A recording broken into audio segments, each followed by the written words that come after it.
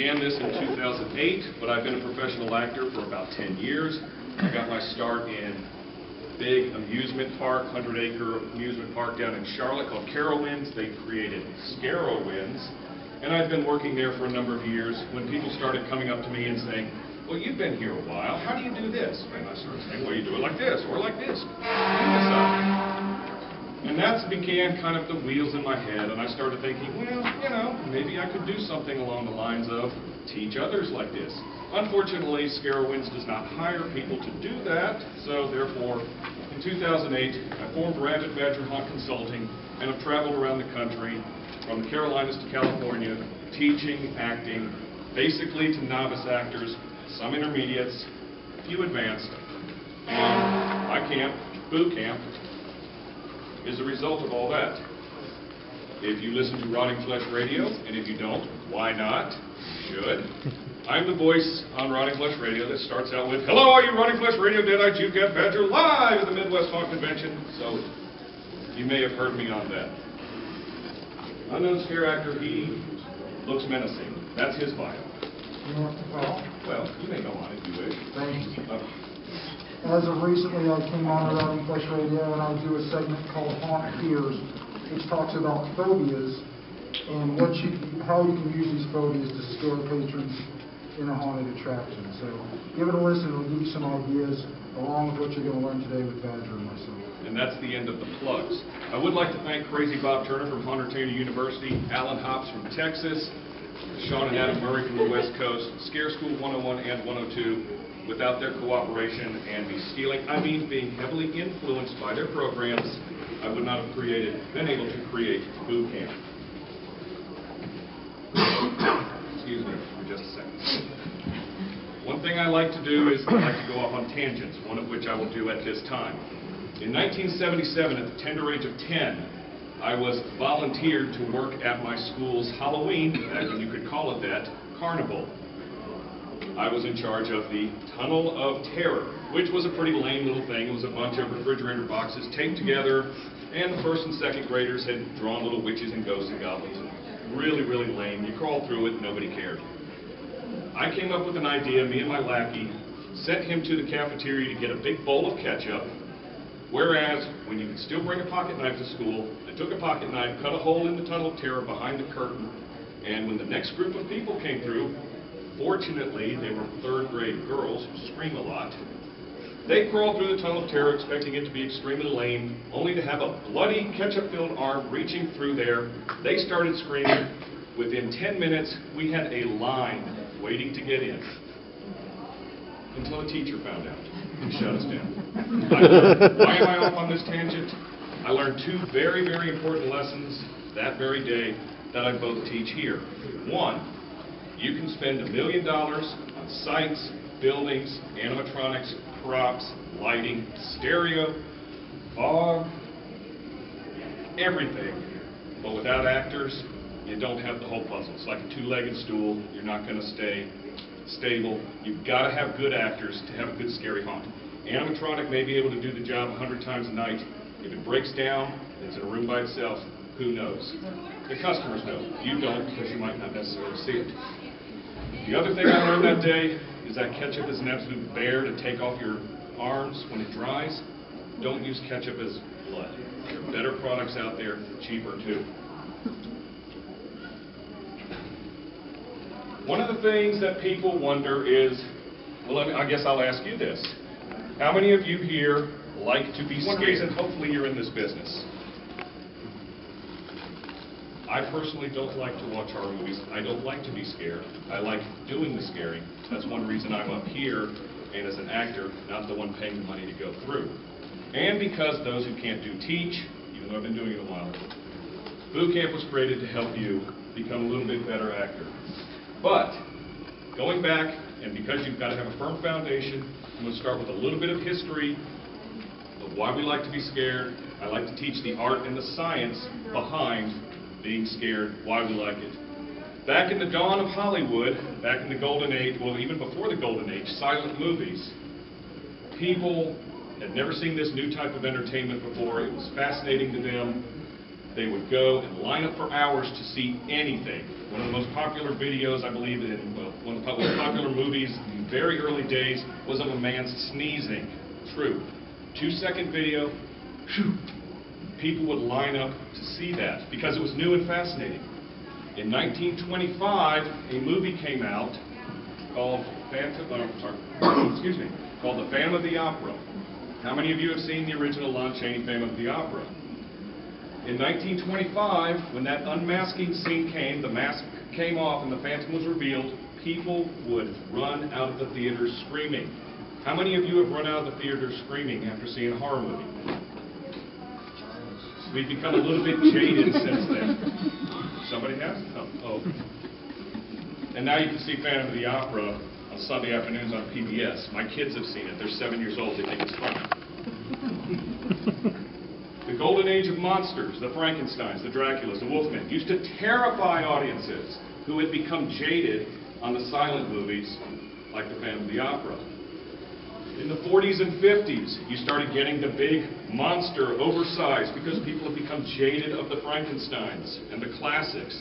Everything was the Russians, so it was radiation, toxicity, creating the giant crickets that are assaulting the town. Excuse me. And audiences were still scared. They kept paying their money. They'd go see Godzilla in 500 different Godzilla movies.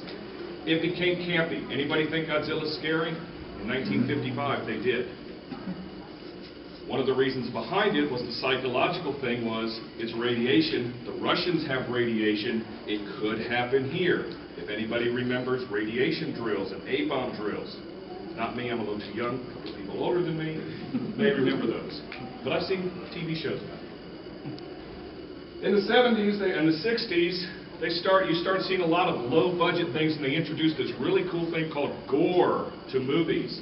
A lot of these motorcycle gangs hacking innocent hippie teenagers to pieces, which was really cool to watch. Or you start seeing remakes of Frankenstein. Christopher Lee as Dracula, 500 times scarier than Bela Lugosi, although everybody says Bela was a better vampire. In the 80s, what did we have in the 80s? The slasher movies. Again, teenagers getting hacked to pieces could happen, but nowadays people tend to think they're a little bit campy. It's cute, it's fun, it's exciting. We'll go take a date and go see a bunch of Friday the 13th movies on Netflix. They were scary back then.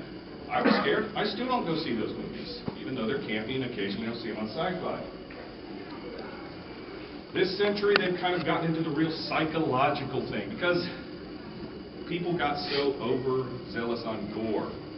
Nowadays, you don't see as much gore. The Saw movies, but it's like The Ring, or some of those movies where just thrilling, just in your head kind of things are happening. There hasn't been a movie that has really changed the American psyche, though, until 1974, when a particular movie came out that absolutely changed the way that everybody in this country thought about going on vacation. Everybody knows it. When Jaws came out in '74, attendance at beaches dropped 60%. They still have not recovered to pre-'74 numbers in a lot of places where there are shark sightings every year. Why? Because everybody in this room, and I live in a state that borders the ocean, I don't go out in water over my head because I know there is a shark waiting to eat me the second my feet do not touch the sand. You laugh. How many of you don't like swimming in lakes? There's some giant alligator creature or some giant monster or eel or something. The psychology of the unknown, and Steven Spielberg did it best, because he never showed the shark in the movie. He was going to show that shark all the time in that picture, but all the mechanical problems they had, they said, well, it's just better if we play the creepy music and we just show the camera panning through the water. That changed movie making. That changed the American psyche of the people. And it's very rare that a movie does that. Do haunted houses change the psyche of the American people? No. They're fun. They're campy. Sometimes they're absolutely terrifying. And that's why you are in the business. To have that fun, to get that escape from reality like you do when you go to the horror movies. but I don't think anybody here uses sharks in their attraction. Anybody? Maybe that's just one of those things that's just too scary. The point I'm making is, how are haunted houses different from the movies? You can raise your hand if you have an answer. They're interactive. Interactive. In a haunted house, or let's go back. In a movie, you see what the director wants you to see. Spielberg didn't show the shark. He showed the camera panning. It was the illusion of the shark. Terrifying. When you're in a haunted house, an actor can come at you from this side, this side, this side, this side, this side, 360 degrees.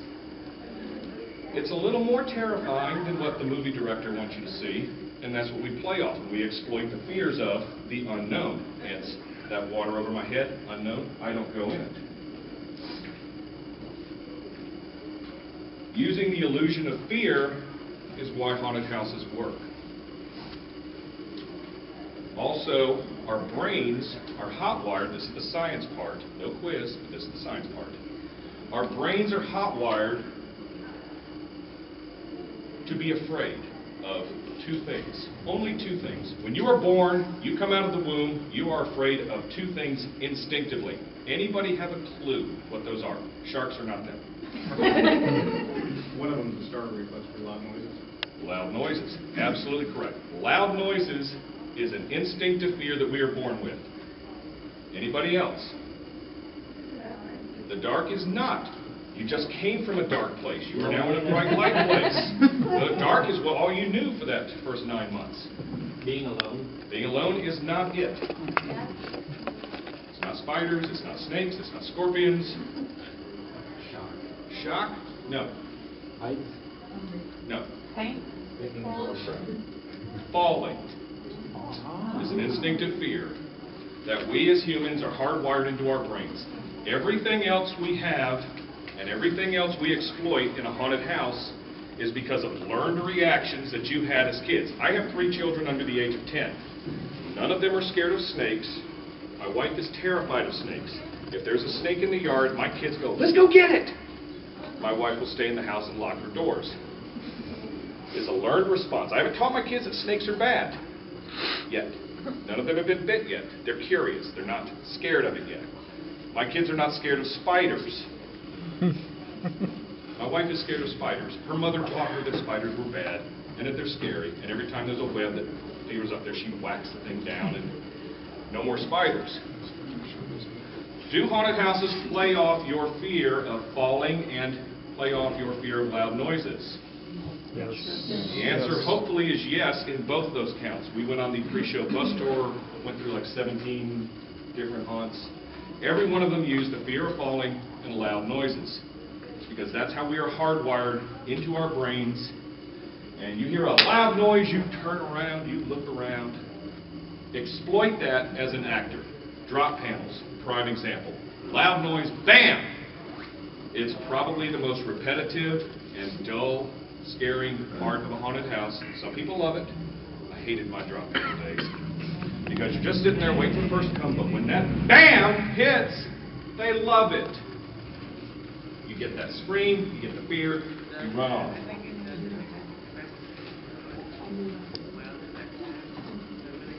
Another thing that we are conditioned to fear, or as I like to say, does the name Pavlov ring a bell?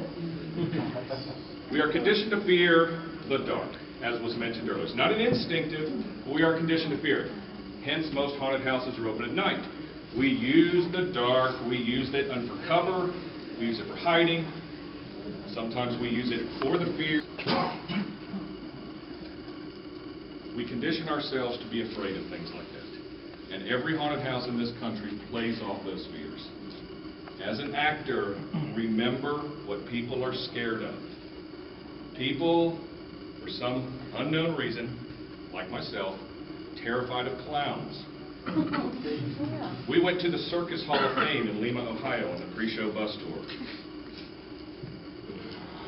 A generation ago, maybe 2 generations ago, people thought that clowns were happy and gay and delightful creatures. No offense, Joe. Just very... Oh, it's pride, don't worry.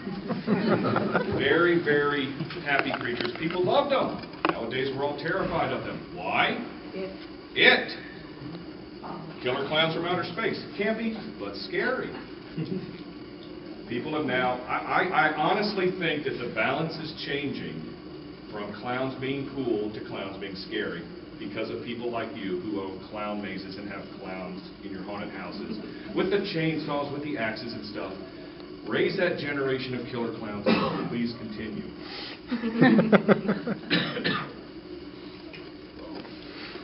One of the things that Webster's dictionary defines as the definition of fear, and I'll just go ahead and quote it here because I can't read it.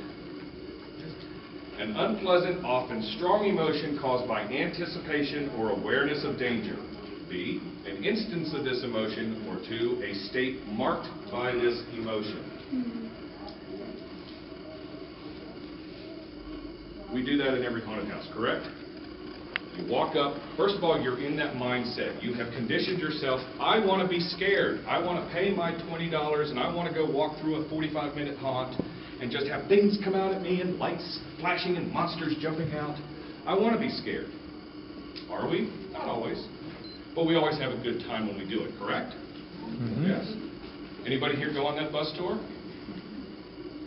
You had a good time on most of them, I would guess. Yeah. Some of them better than others. It was a lot of fun. Were any of you terrified to go on that trip? You walk up, you're scared? Because we're all jaded veterans of this genre. You know? But when you have your average Joe off the street, or Jane off the street, grab a date, let's go to the haunted house. It's only once a year. We'll have a good old time.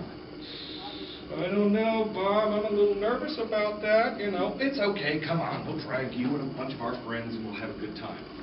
They're conditioned that haunted houses are scary, hardwired in your brain, and conditioned by your friends. You've all seen the late night shows. You go up to the abandoned castle or the abandoned house and there's that light up in the window and you just know something's going to happen to the blonde girl who just had sex with a boyfriend and is now putting just a shirt on and going to investigate the noise. That is why haunted houses are so entertaining to people. You know what's going to happen. You've been conditioned to fear it. You've got a little bit of that hardwired in you with the darkness and the loud noise. And we all have a good time. Now, the difference between a fear and a phobia. Webster's defines phobia as an exaggerated, usually inexplicable and illogical fear of a particular object, class of objects, or situations, i.e. clowns. Absolutely terrified of clowns. Coulrophobia, don't get me near them. Clowns, spiders, darkness, snakes, fear of death. We all play off that. As an actor, you should too. There are two things that I teach at boot camp, and one thing that haunt actors like to use a lot when they do training is acronyms. This is one of them. Go to your training, you get your costuming, maybe you brought your own, you go into your room. Now you're in your room, it's an hour before you start. Start with S. Most important thing in a haunted house, safety. Examine your room. Look for loose boards. Look for nails that may have been jarred loose or a screw and sticking out. Pick up your trash. I know this sounds really simple, but I have gone through many haunted houses, sometimes right as they open, and there's a Coke can sitting right there in the middle of the floor. That's a safety feature. It also looks bad. So remember, keep your areas safe as an actor. Another part of S in the build-up, your senses. Again, a little bit of your science here. Hey, science, S. All 5 of your senses. Most of them are utilized in haunted houses. Sight, obviously. We talked about the 360 degrees of fear coming at you from here, here, here, here, here, here, here, and 346 others. The sounds. You hear the piped-in music, the Midnight Syndicate, the screams, the dragon roars, and all that. The smells of your haunt. Some of you use scents, Sinister Scents or Froggy's Scents or some of those things in your haunt. Some of you have trails. You have moldy, woody, and all that kind of thing. These are all assaults on the senses that your customers need to know about. As an actor, you've been in there 14 nights out of 19. You may not smell that anymore. Or you may just not notice. Some people get a little careless. They forgot to check that this board's a little loose because so many people have been bumping against it when you jump at it from this. Always check your areas. Use your 5 senses to make sure everything is safe. The other senses, taste, I don't taste fear. You might taste blood if you bite your lip. We won't worry about that one. Touch. Don't have to say this, I'm sure, unless you're in one of those haunted houses. Never touch a guest if it can be avoided in any way, shape, or form. Not only is it in bad taste in most circumstances, it can open you up for lawsuits. And I have seen lawsuits where somebody gets accidentally bumped, they fall down because they're a little clumsy, all of a sudden, bam, you have an unsafe haunt. My attorneys will be calling yours, and you get shut down or have to pay a hefty fine. It happens all over the country. So when you go, S, please write safety. Senses is kind of that secondary one. Use all your senses, check everything, make sure everything is working order. If that animatronic's not working, tell your maze managers, tell your bosses, tell your owners. Hopefully the owners have walked through at the end of the night and made sure everything works. A lot of them don't. It's 2 o'clock in the morning. I'll check it tomorrow. They come back, it's 5 o'clock. Oh my God, we got to get ready. Make sure your sound system is working in that room. Make sure your fog is working in that room. So many places just kind of do that quick run through. Just check it. I'd rather you be safe than to have a lawsuit. Suit starts with S. C. Part of the scare buildup. Character development. I could talk for an hour and a half on how to develop characters, however that's going on in other seminars, so I'm not going to do so.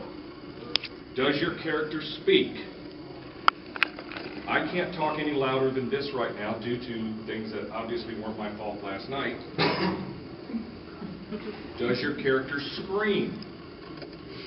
I have seen some tremendously gifted actresses who could scream like you have never heard before for about 30 minutes. And then the effect is lost when they're going, ah! It happens. If you're auditioning your actors and you need somebody who can scream, and they say they can scream, make sure they can scream all night. Nothing kills a scare, somebody who blows their voice out 45 minutes into your opening night and they have an extensive speaking or an extensive interaction with the public. A couple of the characters that I create, one of them is purely mute. I never talk to the audience. Saves my voice, obviously. But if you've got characters that are mute, don't let them talk to the audience. Because a lot of them will see their friends. Hey, Bob. Kills your scare. How do you improve upon your character? Again, I'm not going to go into too much definition on character development. But if your character speaks, is your character a Victorian era vampire? Nothing kills a Victorian era vampire than if you've grown up on South Jersey Shore and you talk like this. Yo, blah, blah. Welcome to my oldest house. Yo. If you're a hillbilly redneck haunt in South Georgia and you've just hired somebody from the UP, they're probably not going to be the most appropriate person to read the rules of the haunt. You know, if they talk like this and they're going down into South Alabama or Georgia to talk in your haunt, people aren't going to know what the hell they're saying. I'm from North Carolina. I do voice work as part of my side job. I try to talk as much as I can with this accent, as Midwesterny as it gets. I go back home and my voice flattens out like this, and this is my normal voice, and nobody around me has an accent. I don't know where all the accents that you people have are. But I talk like this, and I work as a big, strong hillbilly type, and I also have a couple of other things. I can also talk like a refined something or other from the old country if I need to. I put on this kind of indescript accent. Is it Transylvanian? Is it Russian? Is it Slavic? Who knows? If your character requires an accent, how do you work on it? Very simple. Watch movies. Watch TV. If you are a hillbilly redneck haunt, go watch the Dukes of Hazzard. It works. You can pick up on little things like corn off a griddle's foot. You know, whatever the hell that means, sounds Southern. Works. Question? Well, I was just going to say a comment. One thing that I do and that I have my actors do is if they want to carry an accent, you can get a book. It doesn't have to be anything in specific, but read at least one chapter in front of a mirror and try to carry your accent throughout reading, you know, that chapter or whatnot. Absolutely. A lot of times I'll bring a book of Poe, and I Yeah. will have them read Poe entry in some sort of character that they are using in their haunt. Yeah. Very good exercise to do.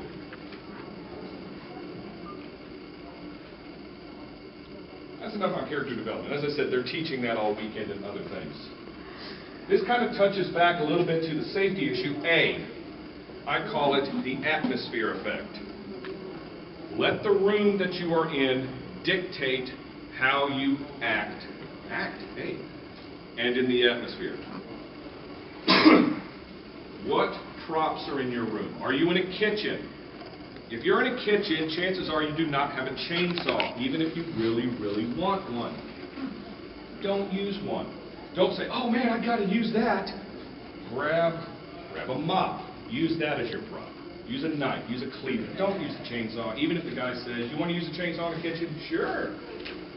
May be effective, may scare the hell out of people. Not necessarily.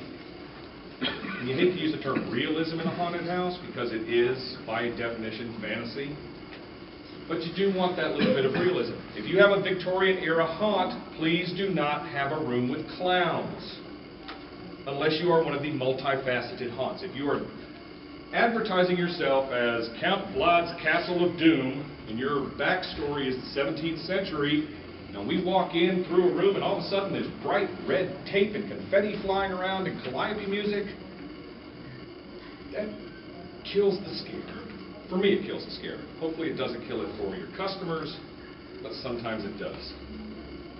So act accordingly, use the atmosphere of the room to dictate what you do. R, in the scare technique, this is all build-up, this is not the actual scare itself. Remember what you did the night before. What worked, what did not work. Remember the reaction, another R word. Know when not to scare. That can be extremely important and sometimes better than knowing when to scare. Everybody know who the easiest group in the world to scare, right? Everybody say it with me. 14-year-old girls.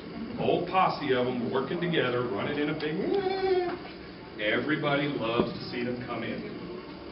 Sometimes all you got to do is stick your head out and they run screaming, wet their pants, do whatever. Sometimes you get a group of Marines out on leave. I live in North Carolina, a lot of military bases out there. A lot of times they get a weekend pass, they go straight to the haunted house after the bars. And they just want to go in and cause trouble, or they just want to go in like, nothing can scare me. Sometimes you can't scare those guys no matter how hard you try. We'll get into how to do it a little better in a bit. Know what's an easy target, know what's a hard target. Everybody knows what an easy target is, as I mentioned. 14-year-old girl packs, perfect. Hard targets, Marines, or others. I'm not going to talk race or anything like that, but there are certain ethnic groups that tend to scare a little easier or harder than others. Depends on where you live. I will leave it at that. Halloween is still a very non-PC holiday, but I'm not going to talk about it.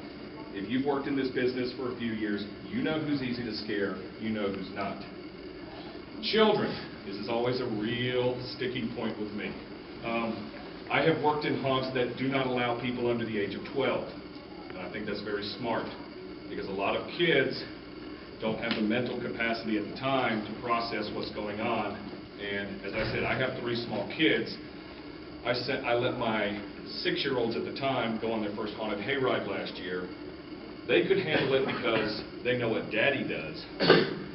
I could see another child on that, probably about 8 or 9 years old, just absolutely petrified, just crying, wouldn't lift his head up. It was kind of sad to watch. And that child will probably never visit a haunted house again, especially when they have their own money and want to spend it, not at your place. Be really careful when it comes to kids. I know how to deal with certain kids. Most of the time, I leave them alone. I go after their moms or dads. Because sometimes the kids laugh at that. You just kind of have to watch it. If someone's walking through, they're obviously terrified. I see a lot of people who really get off on doing that.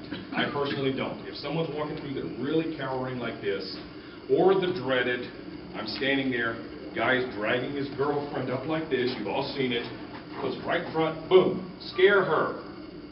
I'm not going to do that. She's already terrified. What more can I do? If you see that happen, I just say, sorry, don't take requests, and walk away. Because that person, again, is never going to go to a haunted house if they get embarrassed by their friends, super, super terrified. And there's a little rule that I've heard of called the rule of 4. One person goes to a haunted house, they're going to tell 4 of their friends about their experience. They're either going to say, it was great, loved it, would go to again. Or they're going to say, I'm never going there again. And 4 of their friends who are easily influenced by them will not go with them. So you have lost 4 people that they could have sent to your haunted house. Something that I've seen a lot of, and again, it depends on the haunted house, the disabled. If your house is not OSHA compliant, that's fine. There's a lot of them that aren't, grandfathered in or otherwise. When I worked at the amusement park that I worked at, you know, people were around in wheelchairs, a lot of kids in wheelchairs. I tried to give them a little extra attention because a lot of people tend to just not acknowledge their existence. It can get you in trouble. If there's a child in a wheelchair, I usually go behind the parent pushing the wheelchair and say, is it okay, quietly of course, is it okay if I interact with your kid? Most of the time they'll say yes. You do a little interaction, the kid loves it, the parent loves it, and you feel like get that warm fuzzy feeling. Just be really careful. I did that one time, had a family pushing a child, probably about 12, nothing, not too young. I asked the parent, can I push your wheelchair? And she said yes. I took the reins and I was wheeling her around. She looked up and started screaming. So I immediately ducked my head, backed off, gave the thing back to Mom. I saw her about 10 minutes later, she was still crying. I felt bad. She's probably never going to come back. So really, really study how people are interacting. And if you have somebody in a wheelchair, I try to give them a little extra attention. Again, because it's, let's face it, a lot of people don't. E, on the build-up. I could use this the very last thing I ever teach. I'm starting to run out of time. No. Entertainment. Remember, folks, you are an entertainer first and foremost. You're scary or funny secondary. These people want to be entertained. They're Driving paying long you distance good money at $4 a gallon gas like I saw in Indiana. My God. And they don't want to have a bad experience. A lot of them want to be scared. If you can't scare them, make them laugh. I always have 1 or 2 comedy routines in the back of my mind if I jump at somebody, because I want to entertain them. Nothing kills a scare worse than going, ha! No reaction. I don't have an escape route at this point because I haven't planned one. So what do? They're going to look at you and go, you suck. And they're going to walk away. So come up with some little, as you disappear. They laughed. Maybe they were entertained. Maybe they weren't. But at least you're trying to entertain them first and foremost. Again, it's hard to do. But don't just sit there and hit everybody. Scare, scare, scare, scare, scare. Because somebody will come through the haunt and say, well, the real scary guy is going to be right there and he's going to hit every third person. And, especially these places that say you can go through as many times as you want for one price. And I see the same people going through 3 or 4 times.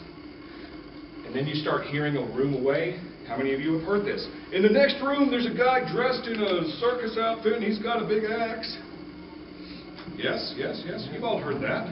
How do you deal with it? Change it up. Don't be the big guy with the axe. Grab a plate. Do something unexpected just for entertainment value. Because you are call entertainers, first and foremost. We have talked about the build-up. Now we're going to talk about the scare itself. Here's the big meat of the whole thing. Ooh. And again, conveniently enough, I use the acronym of SCARE. S, the situation. Again, it kind of boils down to the atmosphere from the build-up. Use everything at your disposal in your room, on your trail, in your queue lines at your disposal. If you have a kitchen, you can use a broom, you can use a knife, you can use cups and saucers, bang them together. Everything is at your disposal, assuming your manager lets you. He may say, do not touch this very expensive piece of prop. Don't touch it.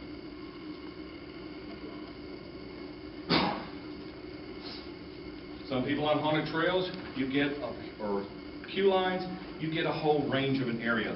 A lot of you are stuck in rooms. Some of you are stuck in very small rooms. Not much to do. You have a bed that rocks. You can't get under it. So what do? Well, I could get on this side, I could go on this side, I could hide in the closet, maybe. I could go over here. Maybe I'll just do there and just do nothing. And freak out somebody because they think something's going to happen. Sometimes that works. A lot of times it'll throw them off.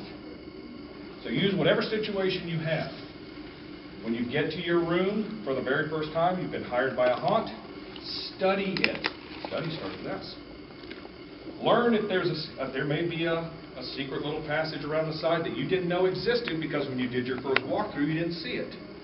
That black curtain there may lead to a window over here. You didn't know about it. Manager may not have told you about it. Use everything at your disposal. Know every square inch of your room. Know where every bolt could come loose. Know where or if there's a power box or an extension cord that powers that animatronic that somebody could trip over. Or make sure it's tucked out of the way. Again, S also goes for safety in the scare technique itself. C, change. The only thing that does not change is change. Somebody said that who's famous, I don't know who. The only constant is change, I don't know. Like I was mentioning here, you can't scare them, baffle them with comedy. If you're reading the rules and all you do is read the rules and open a door, that's fine. Tell a joke. Don't just say, prepare to meet your doom this way. I've been through haunts that do that. You want. I worked in a 120-acre theme park. You pay your money, you've got roller coasters. The last year I worked there, they had 8 separate haunts and 3 separate mazes. And you could go through every single one of those as many times as you wanted. And we would have people 2 rooms away, you'd hear it. Oh, the kitchen's got the mad guy in the maid outfit, and it's really a guy, it's not a girl, and it's really freaky. And so now they see the maid, it's like, hey, you're a guy. Even though you may look like it's just one of those things that just annoys you. So change up your situation as best you can. A, this is one that I love. This comes down to part of character development. Actions of your acting or your actors. Make sure your movements are appropriate and your actions are appropriate for your character. If you're a Victorian era vampire, you don't sit around and adjust yourself while you're walking. You don't walk like you're strutting like this. I don't care if this is how you do it in your neighborhood. Vampires don't walk like that. Clowns, they lumber around. They're all nice and silly. They don't just stand there. Hillbillies, you kind of have that little burp. They kind of got that goofy stereotype that you need to play off of. Again.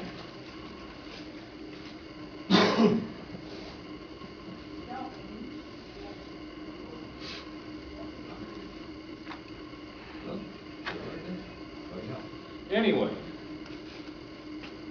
I'm going to go off on another tangent here for just a second.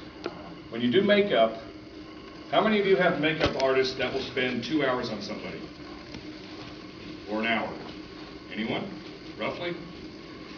If those people are not having extensive interaction with the public, it's probably not best to do that. One, you're wasting a lot of time, Because if, as an actor, you are doing your job, and we'll go back to the sciencey stuff here, if I jump out at you, ha! And I have done it properly, you're not going to sit there and go, oh my God, the detail is fabulous. They're going to go, ah! And they're going to turn their head and they're going to run. I was in a makeup class yesterday. Watched a video. It's a great video. I own this video. Extensive detail that they were doing on this person. This person probably spent 3 hours in this chair for this video. And I'm like, what does that person do? Well, that person jumps out at you. Great. Do they talk to you? No. Do they read the rules? No. So how long is somebody actually staring at this character? Well, we don't know. They're staring at you for, at best, half a second. During the pre-show haunt tour that we went on, a lot of those haunts were very, very dark. Very, very little ambient lighting. I could see shapes moving in the darkness. Could not see what they were. I couldn't tell you if this person had an amazing prosthetic like this because I couldn't see them. And if I can't see them, your customers can't see them. Do some quick makeup, do a good gash, do a good bit of blood. If you're operating a drop panel, you don't need to spend 2 hours on makeup because they're not going to go, wow, I love it, so realistic.